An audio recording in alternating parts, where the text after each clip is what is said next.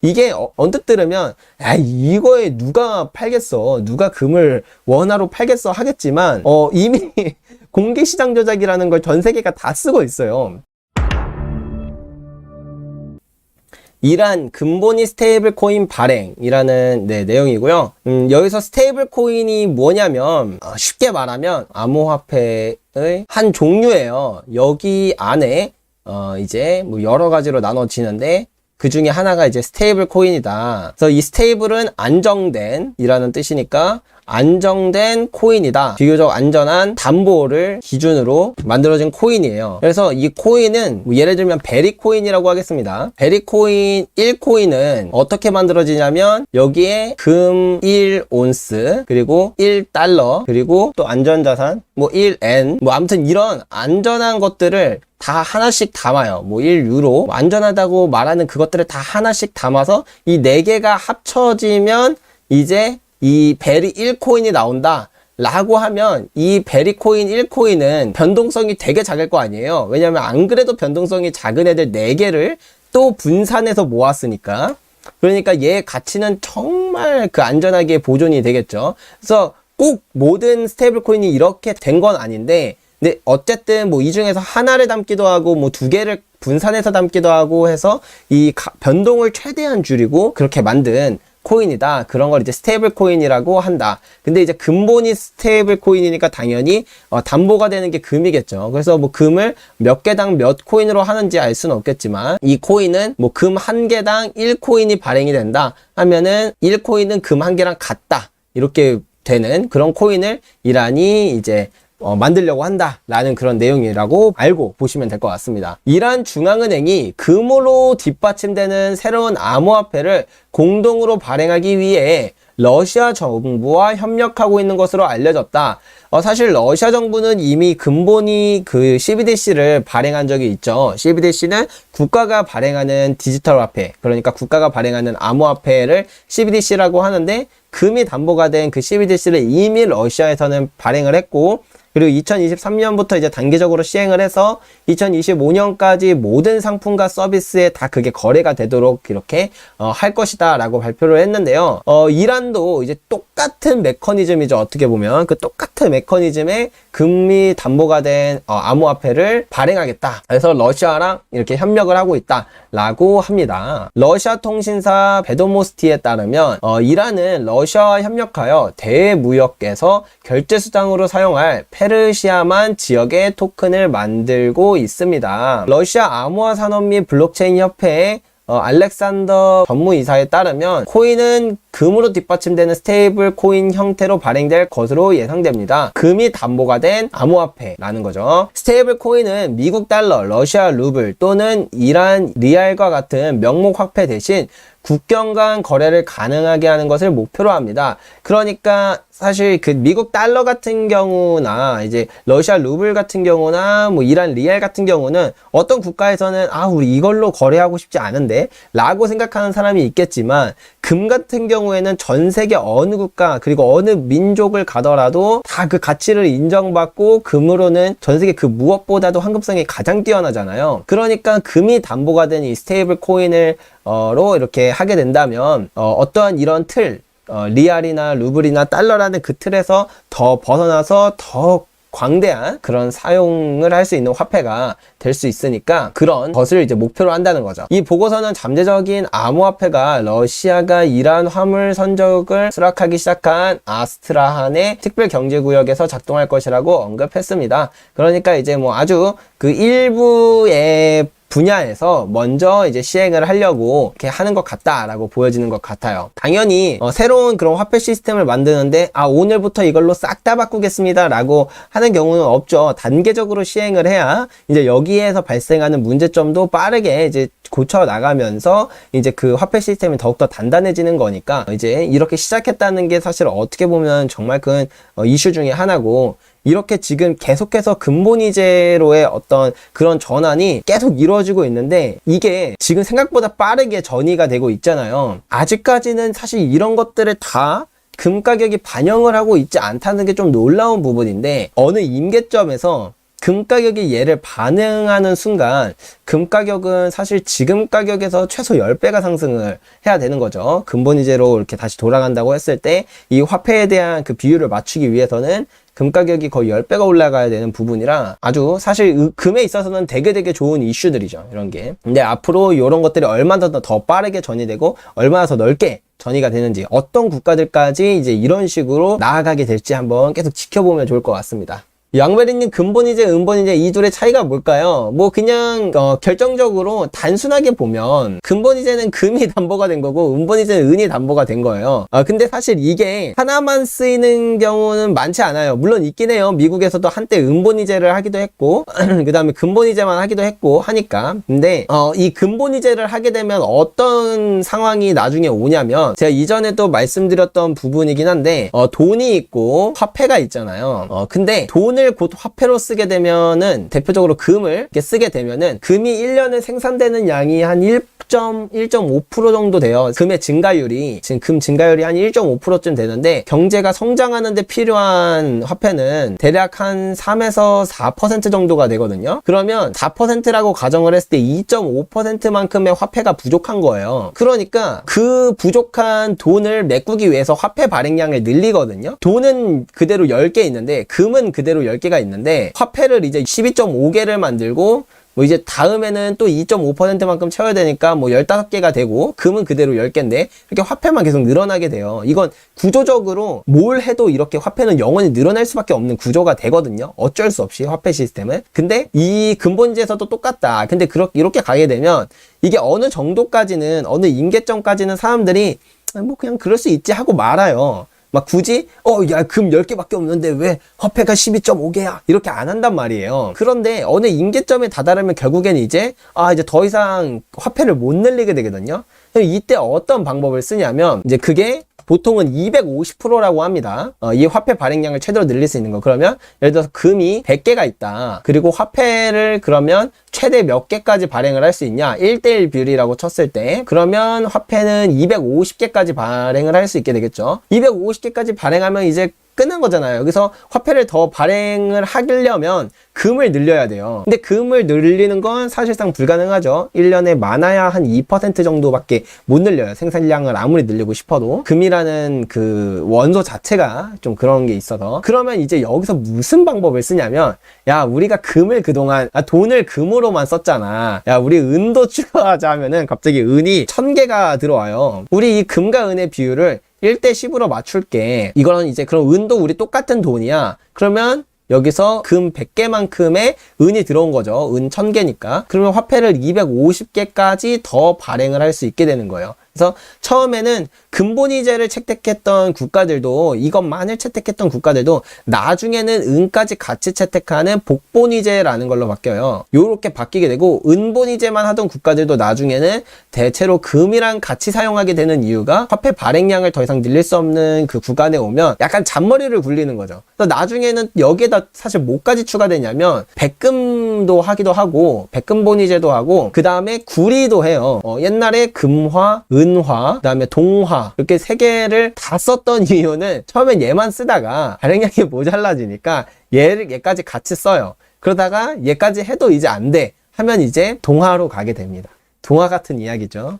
귀금속으로서의 은 가치는 사실상 많이 약소되지 않았나요? 산화된다는 약점도 있고, 은과 비슷하게 반짝이는 소재들이 너무 많아서요. 알루미늄, 스텐, 티타늄 등등. 뭐 어떻게 보면 그런 부분도 있기는 하죠. 뭐 없다고 볼 수는 없어요. 확실히 산업재로서 은이 많이 쓰인다는 것도 있고, 전 세계적으로 무역 규모가 워낙에 커지면서, 그러니까 무역에서 그동안 은에 대한 그 가치가 금과 동일했는데, 근데 점점 무역 규모가 커지니까 이제 원래는 마차 하나를 보내야 될 걸 은으로 보내게 되면 마차 10개가 가야 되니까 더 비용적인 부분이나 아니면 정말 다양한 부분에서 되게 많이 비효율이잖아요. 그래서 은이 가만히 보면, 이거 데이터도 하나 보여드릴게요. 이 금은비를 자세히 보면, 이게 직접 만든 데이터인데, 이제 기원전 3200년부터 추세선을 그어보면 금은비가 좀 올라가요, 계속.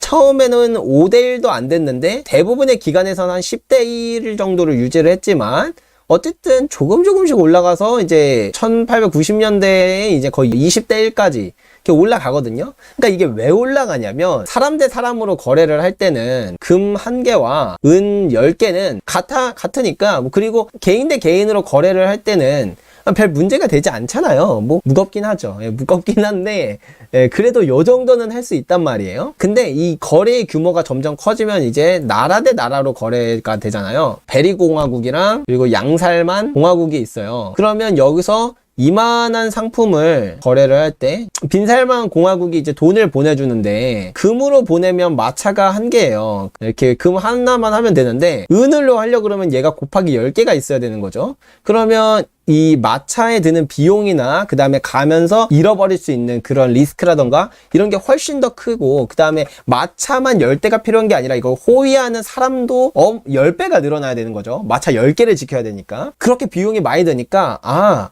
우리가 금으로 보내면 100개를 보내줄게. 양베리 공화국에서 은으로 받으면 1000개잖아. 우리도 이거 좀 그래. 그러니까 만약에 은으로 보내줄 거면 1200개를 보내줘. 이런 식으로 가게 돼요. 그러니까 금은비가 이 무역에서는 좀 디스카운트 역할을 받거든요. 은의 경우는. 근데 이게 무역의 규모가 점점 커져요. 나중에는 뭐 금합 아까 전에 100개였는데 무역의 규모가 커지니까 막 1000개, 10,000개까지 늘어나면 금합 10,000개가 필요하다. 그럼 은화는 10만 개가 필요한 거예요. 야, 이 10만 개. 그러다 보니까 규모가 점점 커지니까 이 은에 대한 디스카운트가 커지는 거다. 그게 바로 금은비에서 나타나는 거죠. 여기까지가 이제 1800년까지는 그래도 이 디스카운트가 의미가 있었어요. 왜냐면 진짜 그 실물로 거래를 하니까. 그래서 은본위제 이런 걸 했을 때 진짜 그 은화를 보내니까. 근데 1800년대부터는 이제 슬슬 금융이 은행들이 생겨나기 시작하죠. 그리고 이 은행이 그걸 담보로 한 종이화폐가 탄생을 하게 되잖아요. 그럼 이때부터는 사실 이 은에 대한 디스카운트가 오히려 사라져야 돼요.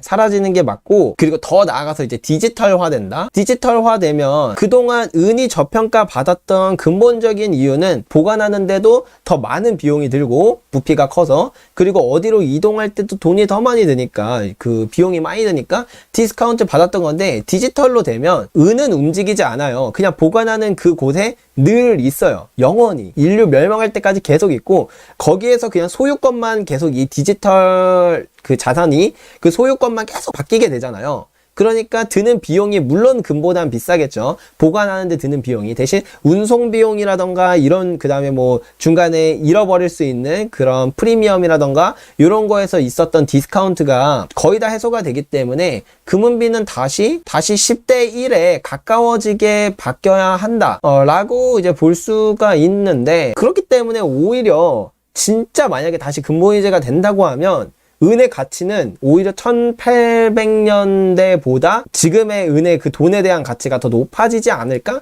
라는 생각이 들긴 합니다. 근데 뭐 어디까지나 저의 뇌피셜이고요.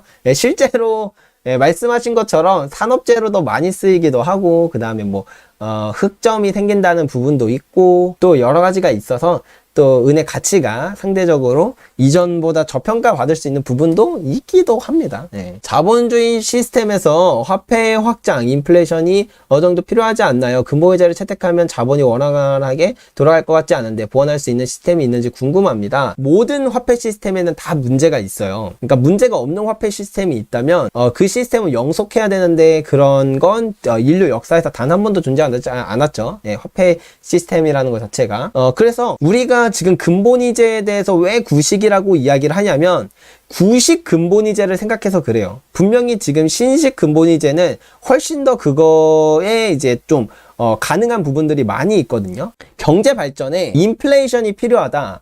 그게 결론적으로 말하면 화폐 증가가 어느 정도 필요하다는 겁니다. 결론은. 왜냐면 화폐든 돈이든 한번 시작하면 보이게 되어 있어요. 저 양베리가 있고 다시 양살만이 있다고 치겠습니다. 이 사람은 1년에 1억을 벌어요. 근데 저는 1년에 100만 원을 벌어요. 그러면은 제가 최저 생계비가 뭐 70만 원이다 치면 이 사람은 최저 생계비가 1000만 원이에요. 그럼 이 사람은 9천만 원이 남아요. 그리고 돈을 잘 버는 사람이기 때문에 이 연봉이 상승하는 퍼센테이지도 일반인보다 더 높겠죠. 저는 이게 상승하는 퍼센테이지도 되게 낮을 거고, 이 월급에서 상당 부분이 사실은 생계를 위해서 쓰이니까, 그러면 저는 저축을 한다 그래도 30만 원밖에 못 하고, 이 사람은 최저 생계비는 그대로 유지가 되잖아요.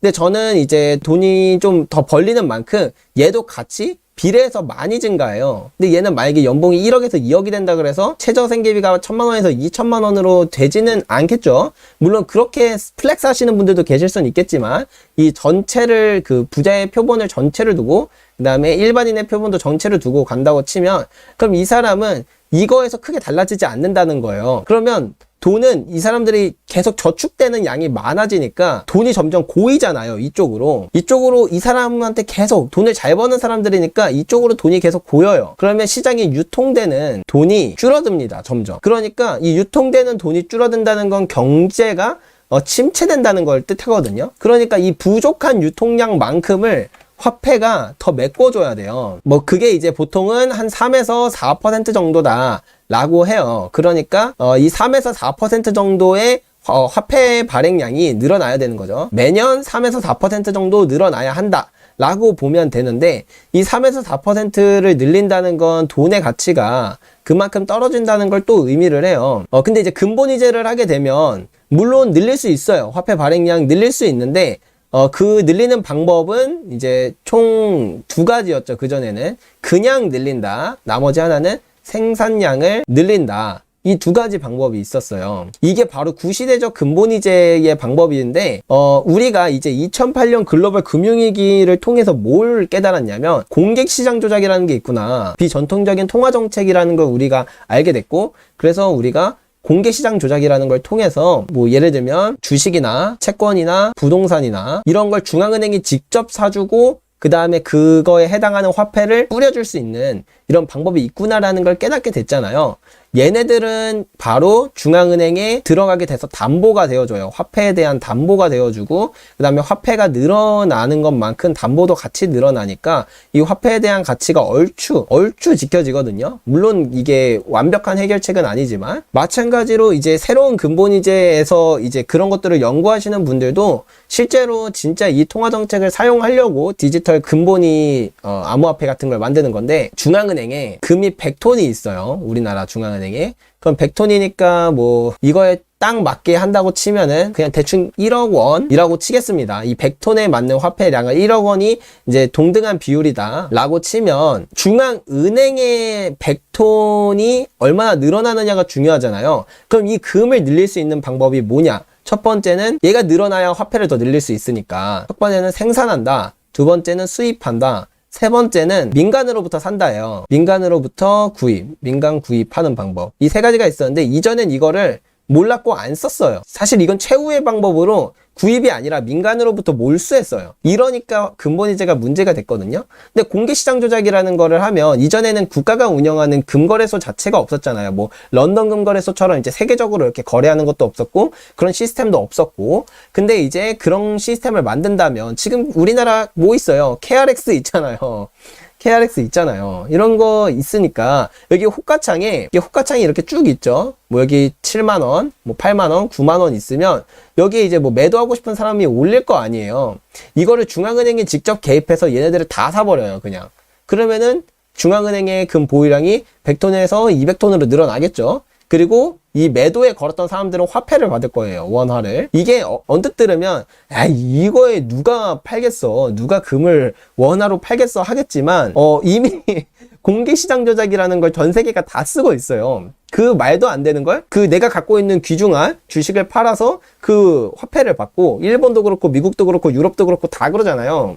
뭐 주식이랑 바꾸고 부동산이랑도 바꾸고, 제일 많이 바꾸는 건 국채나 아니면 뭐 MBS, 회사채 이런 거랑 바꾸잖아요. 분명히 가치가 있는 자산이랑 화폐랑 바꿀 수 있다는 걸 증명을 한 거죠. 금을 이렇게 할 수 있습니다, 충분히. 그리고 이런 걸 만들려면 결국에 이 시장이 필요한데, 우리나라 같은 경우에는 이 KRX, 근데 이걸 알고 한 건지는 모르겠어요. 아마 아닌 것 같긴 한데, 우리나라 같은 경우에는 저게 있고, 중국 같은 경우에는 금거래소가 진짜 많아요. 제일 대표적으로는 상하이 금거래소가 있죠. 그 다음에 그 러시아를 포함한 그런 국가들은 또 이런 시스템을 하나 만들었습니다. 그리고 이게 상하이 금거래소랑 인도 금거래소와 지금 가장 그 허브가 되는 곳이고 차기로, 그 다음에 기존에 있었던 데는 런던과 시카고 여기가 있죠. 그리고 이제 이집트에서는 최근에 금은행을 만들었습니다. 금은행을 설립해서 이제 여기서 민간으로부터 금을 받고 이자를 줘요. 금을 우리가 보관해주는 대신 보관비를 받는 게 아니라 오히려 이자를 줘요. 그리고 대신 이 금은 언제든지 너네들이 원하면 다시 달라 그러면 주고, 팔고 싶으면 팔고, 사고 싶으면 사고, 이 허브를 하는 역할들을 만들고 있다는 거죠. 이런 식으로 공개시장 조작을 통하면 얼마든지 중앙은행이나 정부가 금 보유량을 늘릴 수 있고, 민간으로부터 사면서 늘릴 수 있고, 그로 인해서 화폐 발행량도 늘릴 수 있다. 이것도 당연히 영속할 수 있는 건 아니에요. 어떤 화폐 시스템이든 영속할 수는 없는데, 그존의 근본이제의 단점을 어느 정도 보완하면서 좀 더 오랫동안 지속할 수 있는 그런 화폐 시스템이 될 수 있다고 볼 수도 있겠죠. 그래서 실제로 중국이나 인도나 그 다음에 유럽 국가들 중에서도 동유럽 국가들, 그리고 러시아 이런 국가들을 보면은 예전에는 2004년 전까지만 하더라도 개인이 금보유를 하는 걸 완전히 다 불법으로 만들고 못하게 하고 막 거래도 못하게 하고 그랬어요. 근데 2004년부터는 다 풀어줬어요, 그냥. 오히려 그리고 금 사면 어드밴테이지까지 막 줬어요. 예. 왜냐면 얘네들 민간이 갖고 있는 금은 나중에 공개시장 조작이라는 걸 통해서 정부가 그 금을 흡수할 수 있는 토대가 되니까 나중에 얘네들한테 우리 국가에서 발행한 화폐 찍어주고, 그 다음에 그 금을 살 수가 있게 되니까, 그런 방식으로 그런 근본이제를 통해서 그 화폐 발행량에 대한 부분은 분명히 해결할 수 있다라고 이야기하는 분들이, 전문가들이 진짜 많아요. 통화정책 연구하시는 분들 중에 이렇게 이야기하시는 분들도 되게 많고, 생각보다 우리가 근본이제가 되게 구식이냐라고 했을 때, 첫 번째는 구식인 근본이제를 봐서 그렇고, 두 번째는 근본이제가 구식이다라고 사람들한테 계속 세뇌를 시켜줘야 지금의 화폐 시스템을 유지할 수 있단 말이에요. 그러니까 교육 자체를 그렇게 갈 수밖에 없는 거긴 해요. 그리고 제가 국가의 지도자여도 그렇게 할 수밖에 없죠. 국가는 화폐의 를 이렇게 지켜야 되는 그런 목적이 있는데, 그렇기 때문에 당연히 그렇게 교육을 할 수밖에 없지 않을까 싶습니다. 아무튼 뭐 이것도 저만의 생각이니까 도움이 되신다면 받아들이시면 좋을 것 같고, 말도 안 되는 소리다, 역시 근본이제는 구닥다리다, 이렇게 생각을 하신다면 뭐 그렇게 생각하시는 것도 괜찮다 생각합니다.